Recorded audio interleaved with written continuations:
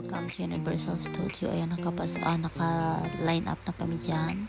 Pero ang haba ng pila kasi sa holiday.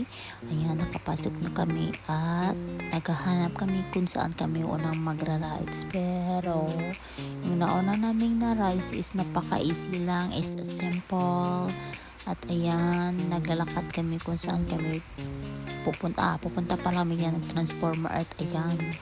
Yan yung ayaw na ayaw kong sasakyan, pero na-try ko din sa wakas yung roller coaster.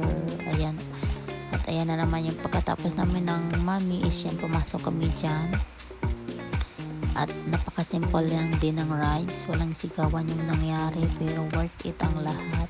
Sobrang init, pagod, pero ang saya at napaka-memorable ng araw namin. At ayan, ano po siya, yung sinakyan namin is mahina, which is maganda naman siya, pero nga mainit lang nga lang. Ayan. At ito naman is sa Transformer. Maganda din yung Transformer, hindi katulad ng roller coaster at Revenge Mami, pero maganda to siya. Pero mahaba din yung pila namin, 1 oras. At ayan, dito na kami sa puzzles. Maganda din yung puzzles, pero hindi kami nakapasok sa loob. Ayan na guys, thank you.